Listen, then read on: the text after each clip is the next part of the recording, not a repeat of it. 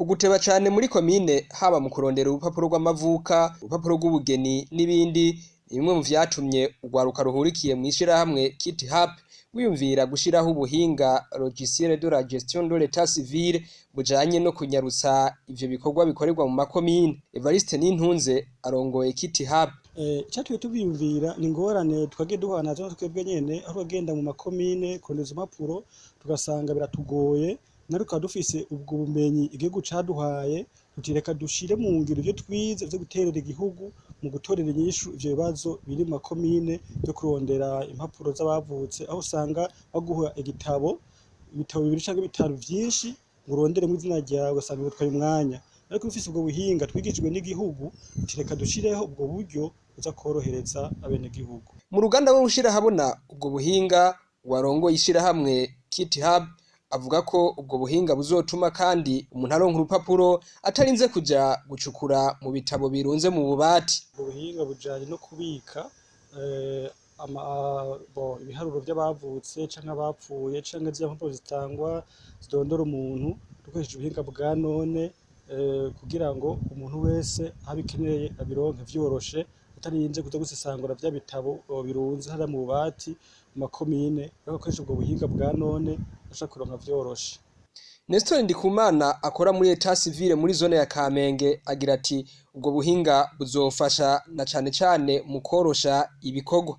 Uno mugambi wanyu n'umugambi uje hageze kuko twese murazi yuko igisata ca Etat Civil kiraturaba kandi kiratugenga.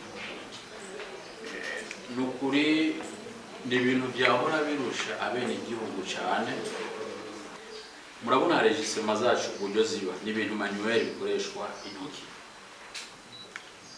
Ubwa mbere ikintu cya mbere mu buryo bwo gukora kuvuga nimba twahora turuha cyane avec le système informatique, kuvuga hagiyeho kugabanuka uburuhe. Icyo ni cya mbere. Kigira kabiri système d'archivage, hari gimpora n'imviro nge muri archive za Etat Civil muri miri ya Bujumbura havuga ati none Etat Civil yatanguye gushingwa le 28 avril 1980. No kuvuga mu avant 28 avril no kuvuga hari izindi makuru asabwa, c'est-à-dire yuko yavuze ibyo bisata bitarabaho.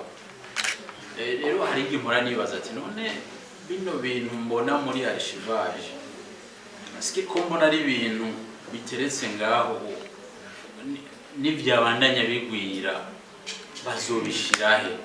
Rero avec le système informatique ije ifashe ikintu kinini cyane, kuvuga igabanije taille, igabanije ububiko bw'ibintu, kuvuga nimba byahora bibikwa muri espace kuburyo espace ubona ati izoguma yongerwa ko yongerwa kugeza ryari dusanga twokefyano hanini.